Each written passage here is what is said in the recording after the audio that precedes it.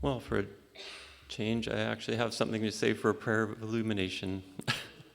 I pray that we may come to understand these words that we are about to hear, that we come to understand people who are truly different from us and not just always agreeing with people who are the same and thinking we're tolerant because of that. So, with that, let's see. The New Testament reading is from Matthew, chapter 13, verses 31 to 33 and 44 to 52. He told them another parable. This is Jesus, by the way. The kingdom of heaven is like a mustard seed, which a man took and planted in his field. Though it is the smallest of all seeds, yet when it grows, it is the largest of garden plants and becomes a tree, so that the birds come and perch in its branches. He told them still another parable. The kingdom of heaven is like yeast that a woman took and mixed into about 60 pounds of flour until it was worked all through the dough. The kingdom of heaven is like treasure hidden in a field. When a man found it, he hid it again, and then in his joy went and sold all he had and bought that field. Again, the kingdom of heaven is like a merchant looking for fine pearls. When he found one of great value, he went away and sold everything he had and bought it. Once again, the kingdom of heaven is like a net that was let down into the lake and caught all kinds of fish. When it was full, the fishermen pulled it up on the shore. Then they sat down and collected the good fish in baskets, but threw the bad away. This is how it will be at the end of the age. The angels will come and separate the wicked from the righteous and throw them into the blazing furnace, where there will be weeping and gnashing of teeth. Have you understood all these things? Jesus asked. Yes, they replied. He said to them, Therefore, every teacher of the law who has become a disciple in the kingdom of heaven is like the owner of a house who brings out of his storeroom new treasures as well as old. So today's sermon is titled Speaking of Dysfunctional Families, ... And I'm sure we all know a few dysfunctional families, and as a matter of fact, I'm kind of coming around to the idea that really we're all dysfunctional in one sense or another. I guess that comes with the whole thing of we're inherently sinful and all of that. But, it's really shocking sometimes to read of some cultures, and especially those in history, that are completely different from us and completely challenge our assumptions about what is good and what is bad, what is moral, what is not. So today's Old Testament reading focuses on Jacob, the son of Isaac. In it, Jacob's uncle and future father-in-law, Laban, tricks Joseph into marrying his eldest daughter, Leah. Jacob tended Laban's flocks for 7 years in exchange for being able to marry his younger daughter, Rachel. On their wedding night, though, Laban substituted Rachel for his eldest daughter, Leah, which Jacob didn't realize until the next morning. When Jacob confronted Laban for this, pardon me? That's the problem? No, that's a problem.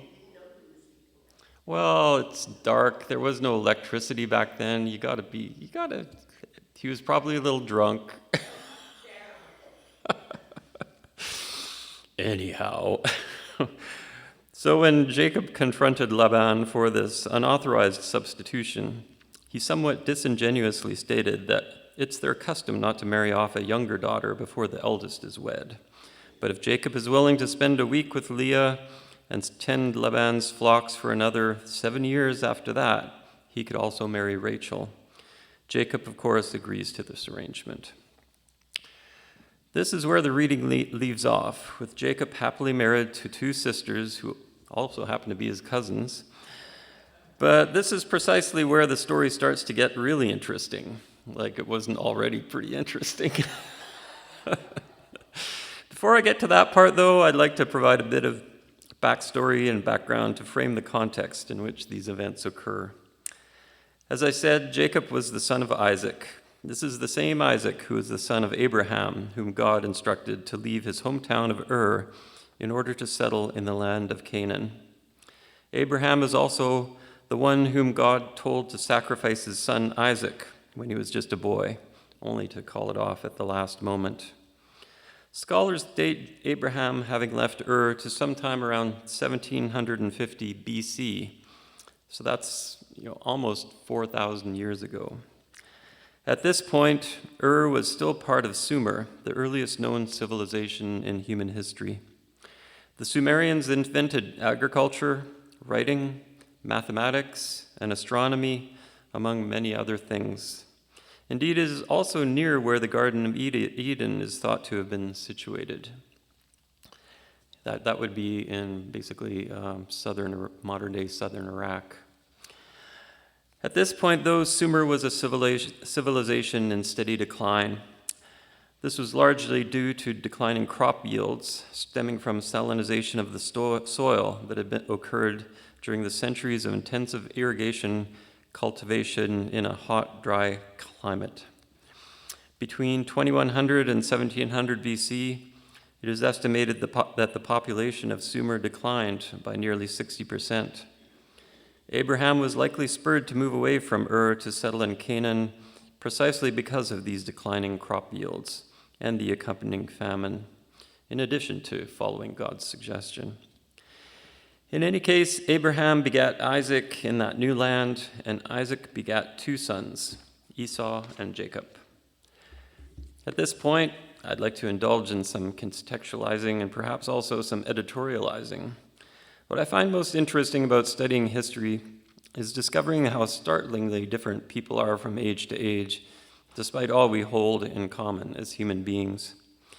In today's globalized and homogenized world, it is increasingly difficult to find people who truly differ from us in the sense of them holding fundamentally differing beliefs, values, and worldviews.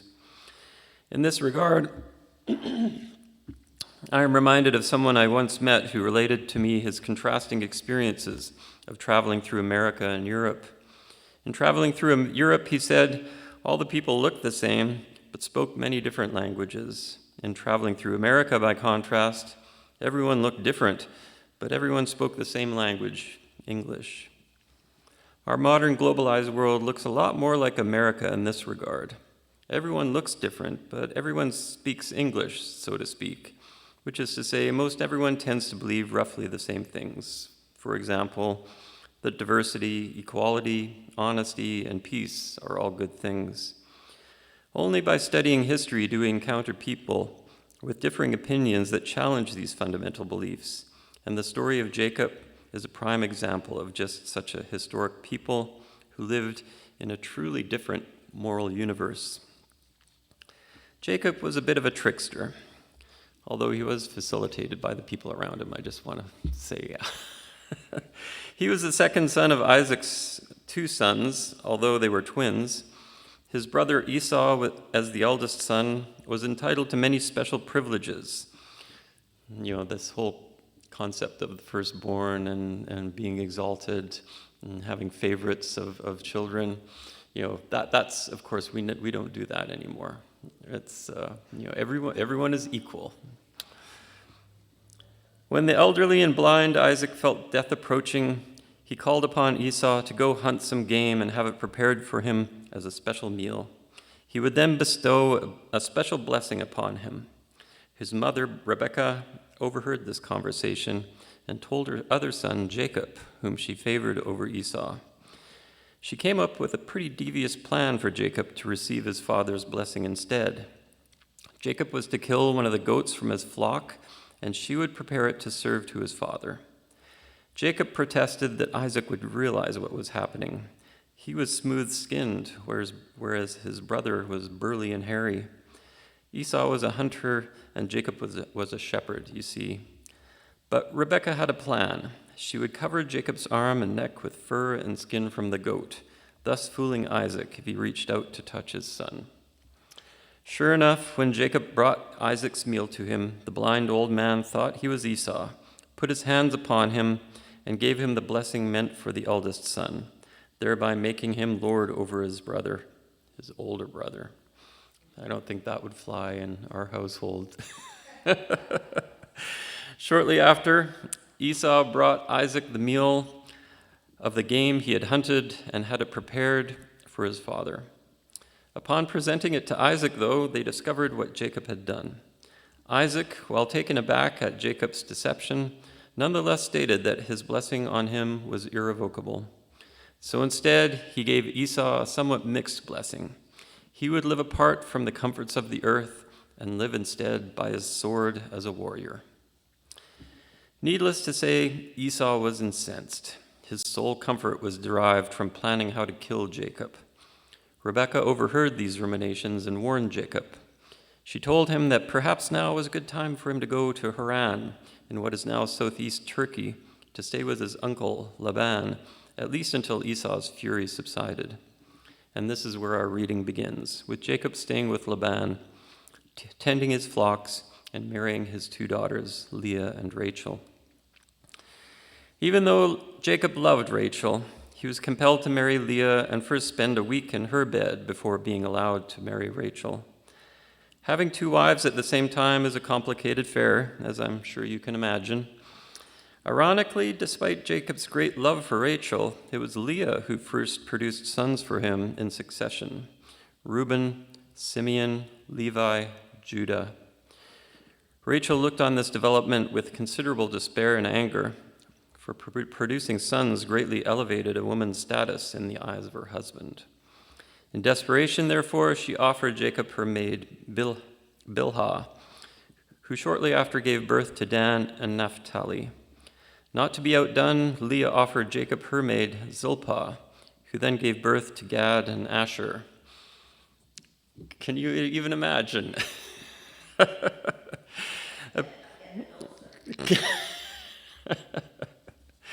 Boy, that Jacob, he's got it going. Apparently, sons born of a wife's maid counted as her own. Incidentally, this story is what inspired the novel A Handmaid's Tale by Margaret Atwood. In that novel, set in the future, the earth has become so poisoned that large numbers of the female population have been rendered sterile. In the story, a fundamentalist biblical family in which the wife is infertile gets around this problem by having her handmaiden procreate with her husband in her stead.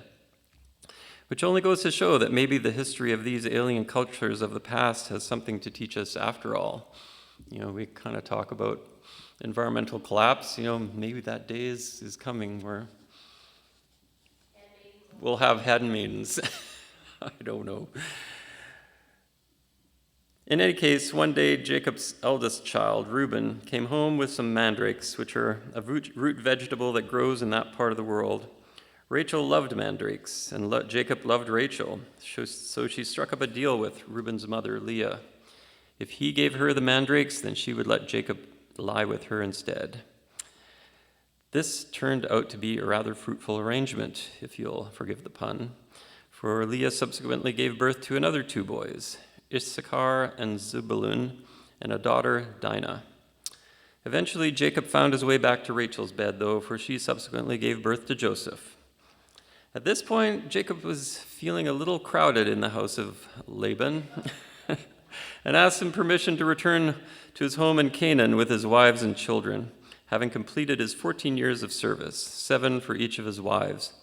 Laban sensed that Jacob was blessed by God, which he had been through the blessing of his father Isaac. Laban therefore implored him to stay and tend his flocks, and he could name his wage.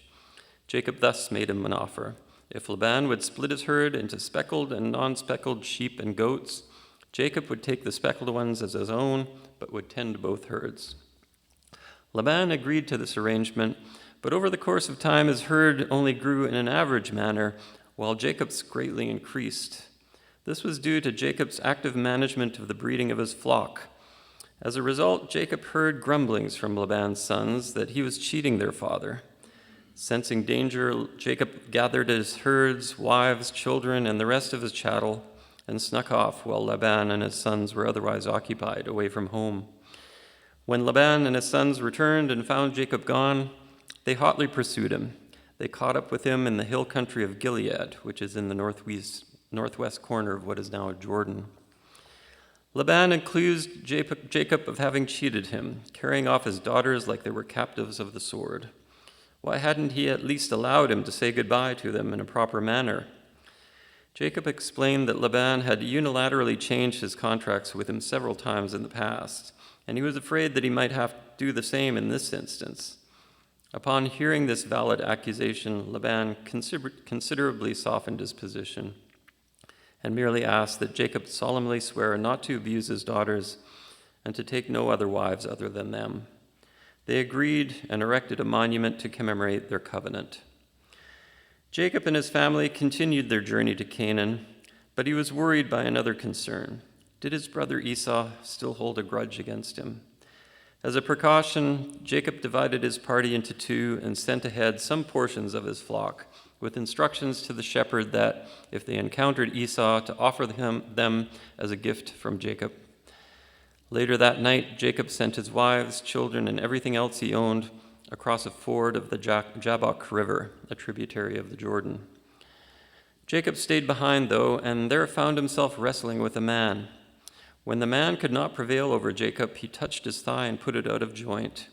He then asked Jacob to let him go, for the day was breaking. But Jacob refused to let him go unless he blessed him. The man asked him his name, to which he replied, Jacob. The man replied, Your name shall no more be called Jacob, but Israel, for you have striven with God and with men and have prevailed. By the way, do the names of Jacob's sons sound familiar to you? They should, for Jeremy Duncan made me recite them all in last week's lectionary reading. And they're a pretty complicated bunch of names, I have to say. They are 11 of the 12 sons of Jacob, now renamed Israel, who would go on to form the 12 tribes of Israel. Having released God from his grip, Jacob rejoined his family just in time to see Esau approaching with 400 men. He arranged his family behind him and bowed 7 times as his brother approached, not knowing what reception he would receive.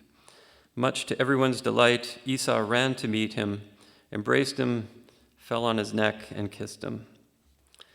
Esau and Jacob proceeded to Canaan with his family. When they arrived there, Jacob bought some land, but his daughter Dinah was seduced by a local princeling named Shechem. Outraged, her brothers threatened his father, Hamor. Hamor negotiated with Jacob. His son was truly smitten by Dinah and wanted to marry her. The sons of Jacob answered Shechem and Hamor deceitfully, though, saying they could not consent to the disgrace of letting their sister marry an uncircumcised man. Furthermore, for the marriage to proceed, every man in their city would have to be circumcised. Surprisingly, all the men of Hamor's city consented to being circumcised. But as they were preparing the wedding feast, 2 of Dinah's brothers, Simeon and Levi, incensed at what they saw as their sister's disgrace, descended on the city in a surprise attack, killed all the males, and took Dinah away along with all the other women. Jacob upbraided his sons for the attack, saying it had made him odious to the Canaanites, so he now feared their attacks.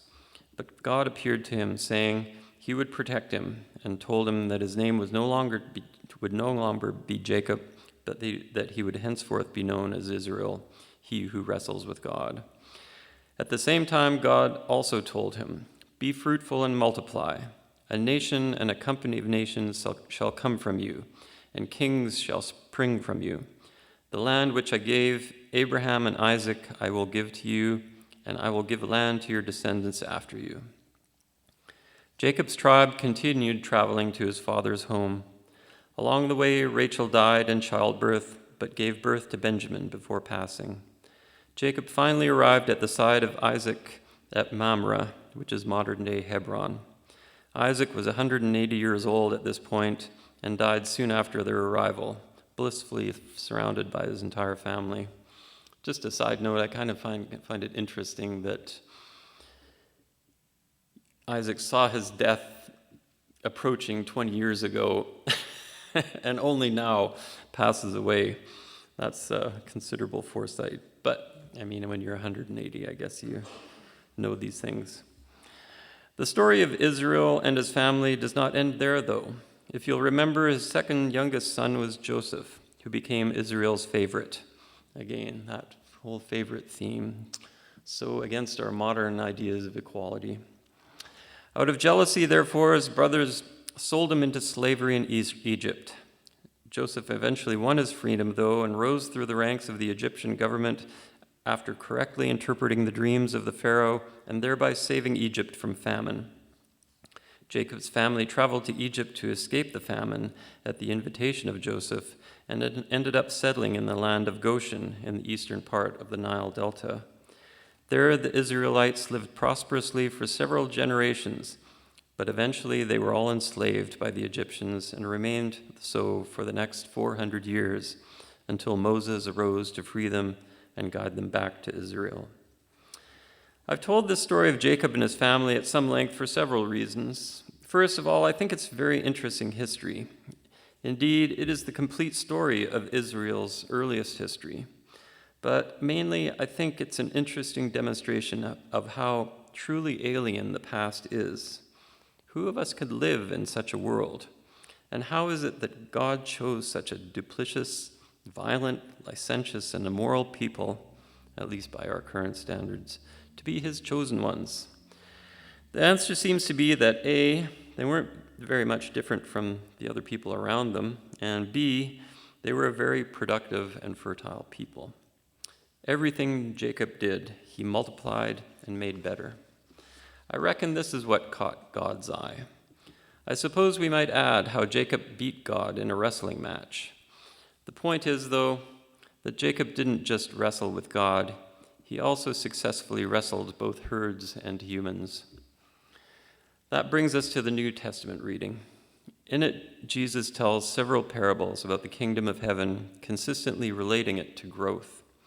The mustard seed starts out as the smallest of seeds, but grows into the largest of bushes, such that it's the size of a tree.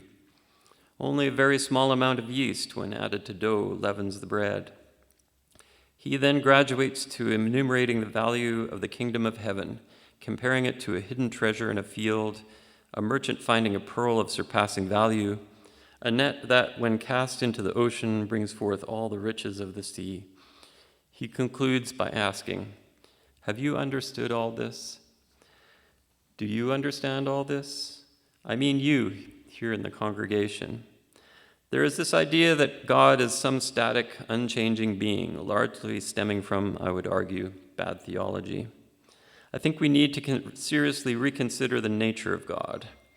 Not a God that sits in judgment, but who is a dynamic force in the universe. Not a remote God reclined in repose, but who is immanent and likes to wrestle with us.